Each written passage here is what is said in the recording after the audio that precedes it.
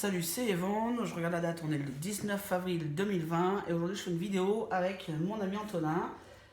Voilà, donc... Salut à tous, du coup moi c'est Antonin, j'ai bientôt 23 ans, au mois de juin.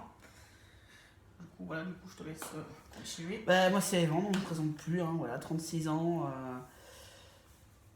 Oui, 36 ans. Voilà, donc comment on s'est connus à West France, À lors West d'une France. permanence, une des premières permanences de Quimper. Voilà, j'en avais déjà parlé dans une autre vidéo, mais je vais le rappeler quand même. West France est une asso qui est à Rennes, mais depuis quelques temps, depuis un peu plus d'1 an, on a des permanences sur Quimper tous les mois aussi, le troisième samedi de chaque mois. Pour ceux qui ne peuvent pas aller jusqu'à Rennes ou qui ont envie de venir de Rennes jusqu'à Quimper. Voilà, parce que c'est souvent le cas aussi. Ouais. Donc voilà. Moi, ma première perm a été février l'année dernière. Et c'est là où j'ai connu mon gynéco. Donc j'avais pris rendez-vous au mois de février l'année dernière et j'ai attendu 4 mois pour avoir un premier rendez-vous. Et j'ai commencé mes injections au mois de juillet de l'année dernière, donc ça fait 9 mois ce mois-ci que je suis sous testostérone. Donc voilà, et j'ai pas encore fait la mamec. Et qu'est-ce que tu ressens là pour l'instant Finalement, finalement, un an de transition, on peut dire presque, ça ouais. comme ça. Presque, ouais. Ma barbe qui pousse un peu là. Là, j'ai quelques poils, mais qui se voient pas encore. Et ma voix, ouais. Ta voix, j'ai écouté l'autre fois les échantillons que tu avais sur Facebook, j'ai halluciné, j'ai fait un bon fond dans ciel. Ouais, entre les 5 mois et les 8 mois, ouais, j'ai moi-même halluciné. Hein. C'est fou quoi. J'étais là, mais la différence, c'est Antonin ça. C'est bien Antonin, non, ça peut pas être quelqu'un d'autre quoi. Ouais. Et non, effectivement, c'est surprenant, si peu de temps, mais bon, t'as quand même. C'est combien de temps les injections? Ton dosage c'est? Alors, j'ai commencé à 0,25 au mois de juillet, donc de l'année dernière. Donc, tous les 15 jours. Et là, depuis février, je suis passé à 0,40 ml tous les 15 jours. C'est vrai qu'elle met un petit dosage. Hein, c'est surtout par rapport à mon poids, au fait qu'elle n'ose pas trop. C'est ce qui me fait penser à un autre youtubeur qui est aussi mais en petit dosage comme ça, mais lui il est sec quoi. C'est une crevette, hein, on le voit. C'est un modèle réduit, donc, mais elle est spécialisée des microdosages tous les 15 jours. En même temps, c'est vrai que c'est peut-être moins violent pour le corps. De ouf. Après, pour le moment, moi ça me convient, Ouais. Donc voilà. C'est l'important, c'est que toi, même le rythme. Après, c'est vrai qu'à 0,25, moi je trouvais que j'étais pas top. Du coup, j'ai demandé à augmenter. Et d'augmenter de 0,25 à 0,50. Mais au final, elle m'a dit 0,40. Je lui dis ok, on essaye et on verra. Et au final, je suis un peu mieux quand même. D'accord. Et le fait d'être trimé tous les 15 jours, c'est pas trop pour toi Non, après j'ai pris l'habitude et je sais que si jamais on change, si elle me change la distance des injections, je vais être perdu. D'accord. Donc, oui, ok, d'accord. Et sinon, dans ta vie sociale, tout ça, comment est-ce que tu vis ta transidentité, ton début de transition, tout ça pour le moment, très bien. Après, j'ai quelques dysphories au niveau de mes boules de tennis, enfin mes balles de tennis, j'appelle ça comme ça. Mais sinon, ça va. Ok. C'est pas mal, c'est déjà bien. Quoi. Ouais. Voilà. Ouais, de ouf. Ouais, Après, j'ai juste hâte que ma barbe elle pousse davantage, mais voilà, je suis un peu impatient sur ça, mais. Et t'as quelle couleur de cheveux d'origine de base? T'es blond? Non, je suis comme ça, c'est ma couleur naturelle. Ta couleur naturelle. Ouais. T'as les cheveux quand même relativement clairs, donc. Puis bon, t'en es qu'au début aussi. C'est ça. Voilà, bon, ça va venir. Après, on n'est pas tous égaux par rapport à la pilosité. Ça peut aller très vite, comme ça peut aller très lentement d'une personne à l'autre. Et même sur la même personne, ça peut changer. Ça varie des fois, l'humidité. Le poil est très sensible à l'humidité. En tout cas, moi, c'est ce que j'ai remarqué. Plus il fait humide et moi je vois plus les cheveux poussent, hein, donc plus la barbe pousse aussi. Ça dépend des moments, ça dépend aussi de plein de choses, il y a plein de paramètres à prendre en compte. Après quand ça s'installe finalement, qu'on voit que ça s'installe, on est peut-être moins pressé. Enfin, je dis bien peut-être. On était peut-être moins pressé, puisque bon, bah, c'est installé, c'est là, c'est juste en train de se développer. Et c'est vrai qu'effectivement, au début, je guettais mes poils, mais putain, quand est-ce que ça va sortir, quoi? C'est ça. C'est vrai qu'au début, j'étais pressé aussi. Enfin bon, moi j'ai. Déjà, après, ça va, le 9 juin, ça fera 5 ans que je suis sous T, ça fait 6 ans que j'ai commencé ma transition. Là, ça fait pas si longtemps que ça que j'ai, entre guillemets, terminé, enfin que je suis arrivé à mon bout. Du coup, c'est vrai que j'ai, enfin, entre guillemets, de l'avance, oui et non, mais euh, j'ai du recul par rapport à ça. Et effectivement, c'est vrai qu'au début, je guettais mes premiers poils, enfin, j'en avais déjà un prêté. Un pauvre poil qui se baladait tout seul ici, là, c'est l'endroit où j'ai un trou habituellement ici, quand ma barbe repousse, quand ma moustache repousse, j'ai un trou. Et c'est là où j'avais mon poil d'origine, quoi. Et ma mère était toujours en train de me courser avec sa pince à poil, là. Et elle était toujours en train de me courser, on en a fait toute la maison comme ça. Et ben oui, parce qu'elle voulait m'enlever mon putain de poil qui traînait, mais c'était un poil noir en plus, le truc qui se voyait vachement bien, quoi. Puis il était long, quoi. Alors, je suis bah vas-y, tire, ça faisait mal, quoi, mais bon, enfin voilà. Et bon, j'avais déjà ce poil là, mais du coup, ça m'a fait un trou une fois que ma testo est remontée. Mais voilà, j'étais pressé. Ah, les premiers poils, j'y étais, je prenais des photos.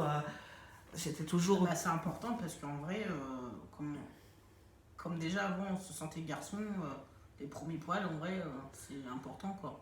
Bah, en fait, on fait l'adolescence qu'on aurait dû faire. C'est ça. Enfin, moi, je vois ça comme ça. Après, Ouais, en gros, c'est un peu ça en fait. on fait l'adolescence qu'on aurait dû faire il y a quelques années en arrière, quoi. Et puis, ça fait bizarre comme ça. À 30, moi, j'ai eu ma première injection, j'avais 31, j'avais 31 ans, la première injection, et je me dis, bah voilà, j'ai cette adolescence-là, j'aurais dû la faire il y a 15 ans, quoi. Ouais. Et là, je me dis, ben voilà, les premiers poils, on guette, on est toujours pressé. Alors après, on est en train de toucher ses muscles, on va savoir si ça va se développer ou pas. On est toujours en quête du premier truc, et puis en fait, une fois que c'est installé, en fait, on fait même plus attention, quoi. Ouais. D'ailleurs, là, bon, là, je me suis laissé, comme des filles, laisser pousser en fait ma pilosité faciale jusqu'au dernier jour du confinement. C'est-à-dire que moi, en fait, 2 jours avant la mise en confinement, donc c'était le 16 mars, je me suis rasé parce que j'avais repris un rythme de rasage. Parce que bah, moi j'aime bien le moment pour moi, le geste de me raser, ce petit moment voilà, que j'ai pour moi en fait. Tu vois, alors que contrairement à moi, je veux laisser pousser pour avoir une grosse barbe, tu vois. Et ouais, mais moi j'aime bien quand même, j'aime bien avoir une pilosité, là ce que j'aime, moi ça me plaît. Mais j'aime bien quand même le rasage. Parce que c'est un moment où bah, j'ai personne autour en fait. Et j'ai vraiment l'instant pour moi en fait.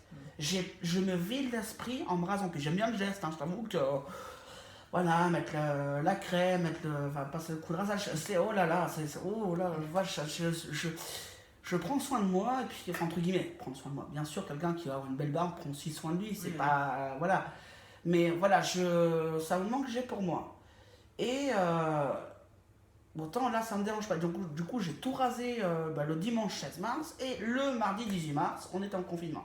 Ah, j'ai dit, bah tiens, je vais laisser pousser jusqu'à la fin du confinement. Jamais je me suis dit, ça va durer plus de 3 semaines, leur bordel. Là, bah tiens, on est encore jusqu'au 13 mai. 11 mai. 11 mai, oui, voilà. Donc, Oui, mais bon. je me dis, voilà, bon, en gros jusqu'au 13, parce que bon, bah, le dimanche, je sais pas si beaucoup de monde va vraiment sortir. Mais voilà, du coup, bah, en gros, jusque-là, je vais me laisser pousser. Mais j'ai remarqué qu'au niveau pilosité, à ce niveau-là, et j'en suis à quasi 5 ans sous T, je trouve que là, par contre, autant ma moustache a bien pris en épaisseur, j'ai vachement plein, autant là, ça prend de la longueur, mais ça colonise pas bien partout, quoi. Et du coup, toi, comment t'as su que t'étais trans, au fait? Alors, comment j'ai su? Bah, en fait, j'ai toujours su que j'étais un mec, hein, ça, depuis... Enfin, j'ai eu conscience que j'étais un garçon, j'avais 2 ans et demi, un truc comme ça, j'étais vraiment tout petit, quoi. Bah, je voyais bien à l'école qu'il y avait un truc qui n'allait pas. Bah, moi, j'étais comme mes potes, quoi. De toute façon, je traînais qu'avec des mecs, donc... Chez moi, j'étais comme eux, quoi. Bah, je suis un garçon comme eux, quoi. Bon, bah, je sais pas le kiki, mais bon, bah, c'est pas grave. Mais je comprenais pas pourquoi lui il a un kiki, moi j'ai pas, je suis comme lui pourtant. Enfin bon. Après, je me posais pas plus de questions, j'étais un garçon, point barre. Même si les gens disaient que j'étais une fille, qui me prenaient pour une fille, bah non, moi je sais que je suis un garçon, ça me suffit, quoi. Et j'ai grandi comme ça, et à un moment j'ai cru en Dieu, j'ai cru qu'en priant, il me ferait pousser un kiki. Et le matin, je me levais, je soulevais la couette, et ben non, il y avait rien, quoi, évidemment. Ça se passerait comme ça, ce serait trop beau, quoi. Et du coup, bah, j'ai grandi comme ça. Et puis, bah, moi, le seul rapport que j'avais au trans, entre guillemets, c'était quand j'entendais parler des prostituées du bois de Boulogne, en fait, les fameuses prostituées trans, les filles trans. Et bon, bah, si c'est que des filles qui peuvent être trans, donc c'est pas ça, quoi. Je me dis, voilà, bon, j'étais un peu aussi dans l'époque où, bah, voilà, on se posait pas tant que ça de questions. Enfin, moi, en tout cas, je m'en posais pas. Et voilà, c'était comme ça, j'étais un mec, point. J'avais un corps de fille, point. Voilà, bon. J'espérais quand même que ça change. Et sans savoir mettre de mots dessus, j'étais un garçon. Et jusque, bah, là, finalement, il y a en juin 2014 où j'ai commencé à faire mes recherches parce que je m'étais fait une promesse. Faut aussi que je le rappelle. Je m'étais fait une promesse qu'à mes 30 ans, j'aurais un boulot en CDI, un logement à moi, je serais bien posé, je pourrais entamer une transition. Et c'est ce qui s'est passé en fait. Juin 2014, j'avais 30 ans. Donc j'ai fait mes recherches et c'est là que j'ai pu mettre le mot transidentité, transgenre. Des mots que j'utilise pas forcément pour moi, pour me définir, parce que moi j'utilise plutôt trans, parce que je me considère pas comme transgenre, parce que transgenre qui change de genre, j'ai jamais changé de genre, j'ai toujours été un mec. Transidentitaire, bon oui je l'admets, parce qu'effectivement j'ai changé d'identité, oui, mais je l'utilise quasiment pas, donc... Mais ouais, ça date de 2014, et puis j'ai entamé ma transition, c'était une transition qui à l'époque c'était très psychiatrisé encore, même si on passait par un parcours privé.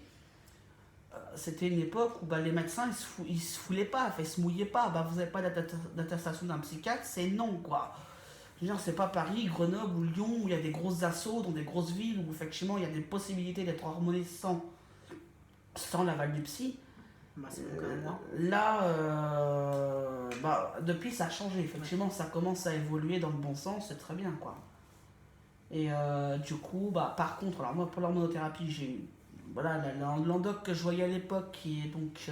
Je regarde pas là parce que ben, finalement. Ouais, l'hôpital est derrière. L'hôpital en fait est dans cette direction. Je suis à 300 mètres de l'hôpital. Et donc, du coup, c'était une endoc, bah, la chef de service de l'endocrinologie, donc l'hôpital de Quimper. Et je tombais sur elle. Bon, ça c'est Pas très bien passé. pas forcément bien passé. Bon, ça aurait pu être pire. Clairement, ça aurait pu être pire. Mais ça aurait franchement pu être mieux. Ça s'est pas forcément bien passé.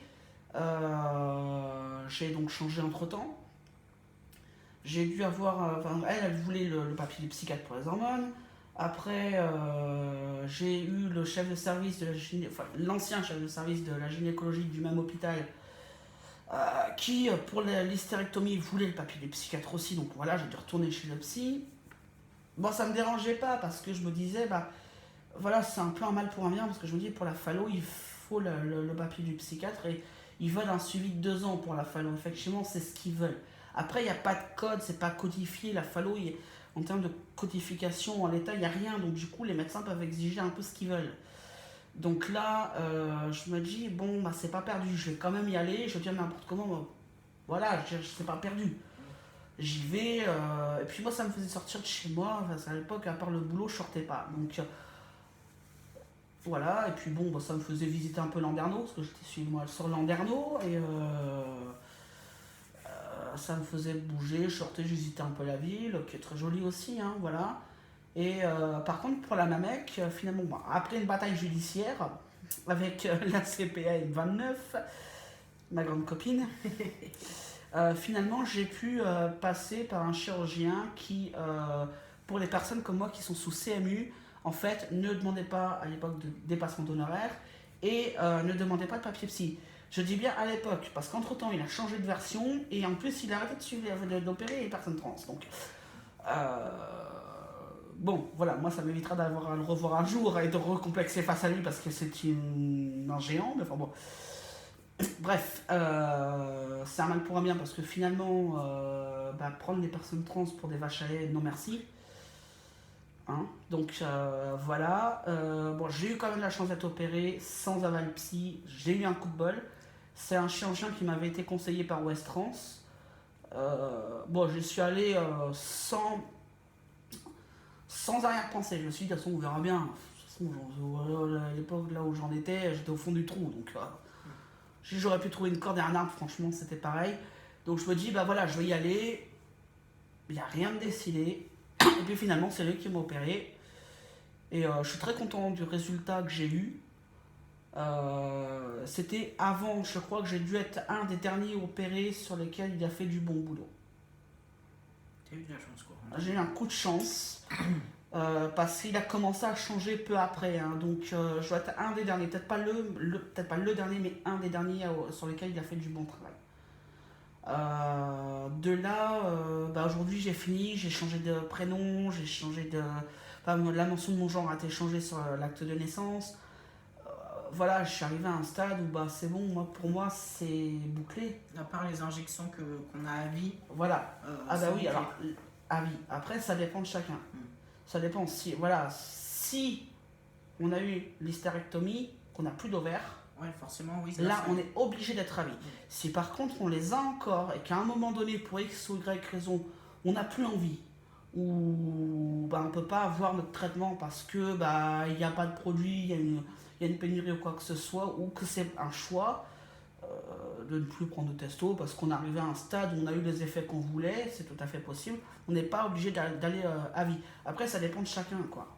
Ouais, contrairement à moi, je ne veux pas faire l'hysterectomie parce que, là, à l'heure actuelle, je veux pas de gosse, mais si jamais je change d'avis ou quoi que ce soit, je préfère garder mes ovaires malgré que les douleurs des règles sont de temps en temps là, et parfois insupportables, je préfère les garder. Et toi, alors, au niveau de ton traitement, tout ça, comment t'es passé, Alors, quand j'étais en primaire, je me considérais plutôt comme un garçon manqué, jusqu'à en 2012 où j'ai pu mettre des mots sur ma transidentité. Et en parlant avec avec un mec trans, c'est grâce à lui que j'ai pu mettre des mots.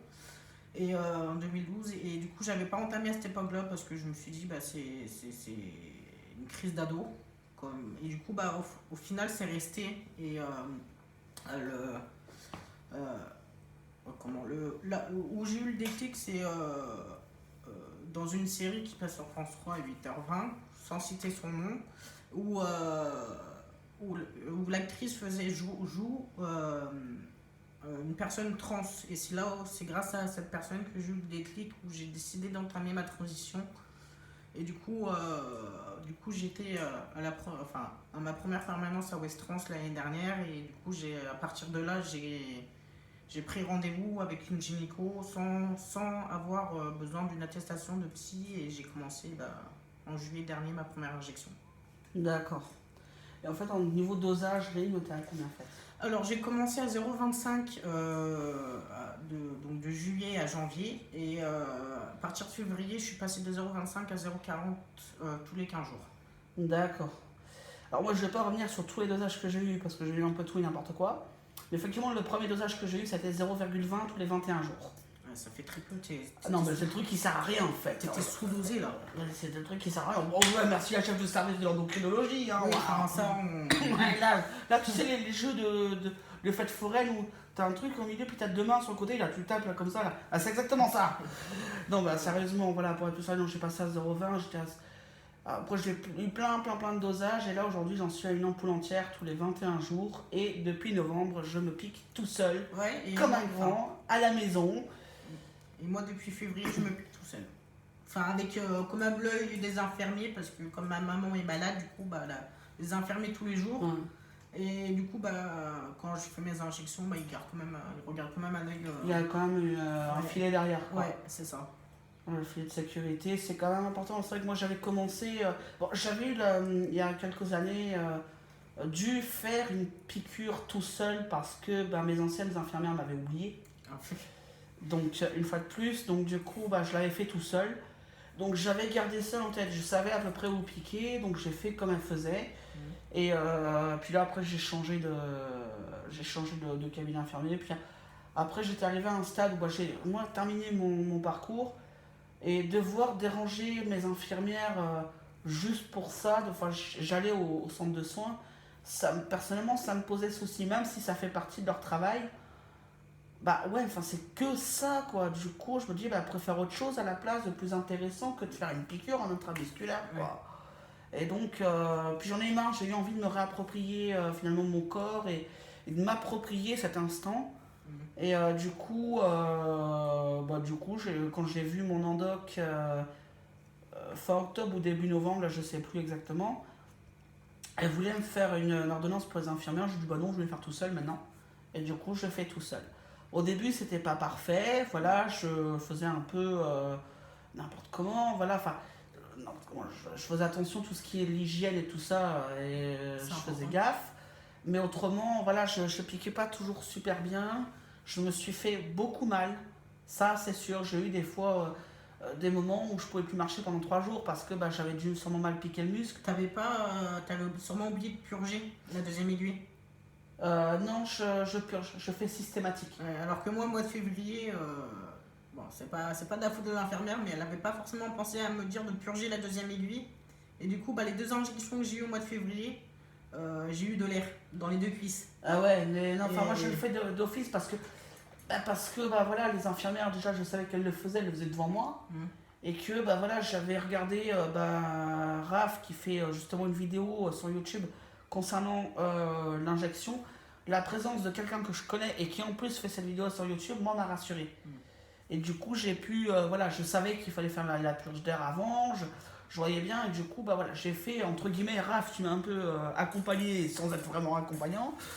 Ben voilà, il avait fait sa vidéo, donc voilà, j'ai commencé comme ça, et puis de voir une tête que je connaissais déjà, c'était vachement rassurant, quoi. Clairement, j'ai beau avoir 36 ans, je suis un grand stressé de la vie, en fait. Et bon, aujourd'hui, bah voilà, c'est une piqûre tous les 21 jours, j'en suis à presque attendre ma piqûre avec impatience, quoi. Ouais, c'est vrai que ouais, les piqûres. Mais bon, Ouais. des fois, je zappe, quoi, si je mets pas mon téléphone, Ouais, les rappels, ouais, c'est ce que je fais aussi. si je mets pas de rappel pour la piqûre, j'oublie, en fait. Parce que c'est tellement entré dans ma vie, c'est tellement ancien pour moi que Ouais. bah voilà quoi, je fais même plus gaffe quoi. Mais ce problème c'est que moi je peux pas me passer mes hormones. J'ai plus d'ovaires. Oui, bah oui. Donc j'ai pas le choix. Je suis obligé de prendre ce traitement-là à vie. Alors que moi, si j'en ai une, c'est pas très grave, quoi. Bah, Parce que j'ai toujours mes ovaires, du coup. voilà, ouais, marquez-moi les ovaires, je les ai plus.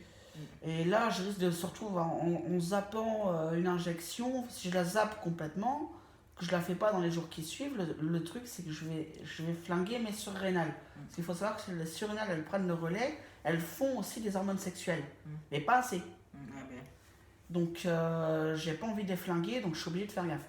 Parce que là, voilà, c'est comme le prénom, j'ai changé de prénom en 2017. Mhm. C'est comme si je m'étais toujours appelé comme ça en fait. Mhm. Et ça fera 3 ans le 21 juin, mais j'ai l'impression que ça fait plus longtemps que ça. Ouais. J'ai beaucoup douté, notamment au début, est-ce que j'ai bien fait de prendre ces prénoms-là?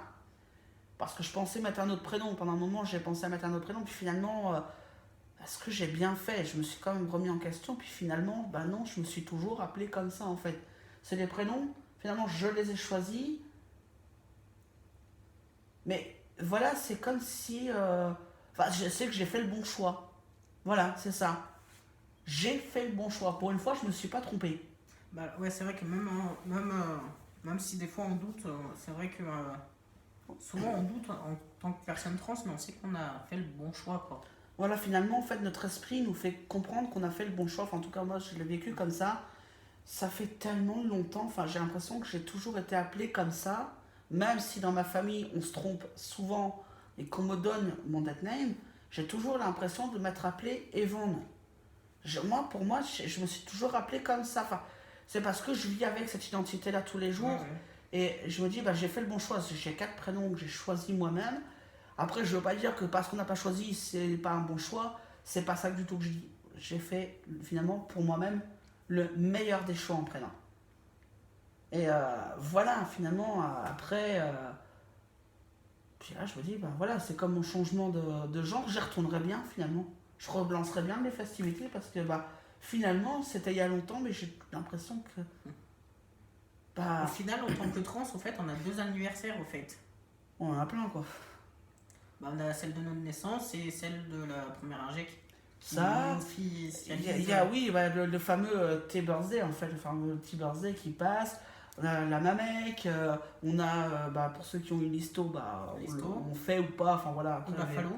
ou la Fallo aussi, beaucoup, ceux qui ont fait la Fallo, voilà. Il y a le changement de prénom, le changement de genre, enfin, c'est toutes des étapes comme ça qui sont rythmées. Mais en fait, à un moment donné, l'an dernier, je crois que en fait, je me suis même pas rendu compte. Pour mon changement de prénom qui a eu lieu le 21 juin 2017, je crois que l'an dernier, j'ai même pas prêté attention. En fait, Bon, en fait, c'est ouais, enfin. Et c'est marrant parce que le 21 juin, j'étais officiellement Evan. Ouais. Et le 21 septembre, j'avais mon audition de l'année suivante. En fait, le 21 septembre 2018, mon audition au TGI. Au tribunal, ouais. Bizarre, quoi. Et le 19 octobre 2018, j'avais le jugement. Mais le 20 novembre, je me faisais opérer. Tout, c'est bizarre, entre le 19 et le 21, Tout quoi. s'est accumulé. Entre le 19 et le 21, ça revenait tout le temps, quoi. Ouais. Et aujourd'hui, j'en suis que, déjà, tout ça de passé, et je me dis... Bah, ouais, c'est vrai que moi, je suis à 9 mois sauté ce mois-ci et mon changement de prénom a été fait en octobre. Et j'attends ma date d'audience pour ma civilité et mon changement de sexe sur mon acte de naissance. Donc voilà. Et t'es pressé ou... Oui, Ouais, oui. Tu m'étonnes. Franchement, là, Moi, je me rappelle... rien que de changer mon prénom sur ma carte d'identité, franchement, j'ai hâte. Bah ouais, en fait, le truc, je me rappelle, ouais, pour le prénom, j'étais tous les mois en train de faire chier ma mairie de l'époque. Ça, c'était quand, c'est pour quand vous avez fait Bah, Et c'est pareil, quoi. Tous les mois, j'allais les emmerder, ils en avaient marre de me voir, quoi. Et le TGI, pareil, tous les mois, je les contactais, je contactais le TGI pour savoir où ça en était. Parce que je voulais savoir où était mon dossier, quoi. Et le juge, il a dû se dire, mais attends, le mec... Bah oui, parce que bah voilà, on est pressé que ça se fasse, et puis après, une fois que c'est fait, finalement, ça y est mains dans les poches, quoi. ouais. Voilà. Je pense que c'est tout pour cette vidéo. Ouais, Et je on en pense fera une autre bientôt, je pense. aussi. Ouais, voilà, quand on aura l'occasion de la faire. Ouais. Sur ce, bah, on vous dit à bientôt. À bientôt. Portez-vous bien et dites-vous que c'est bientôt fini le confinement. Bientôt, bon un mois à courage. tenir. Allez, ciao. Ciao.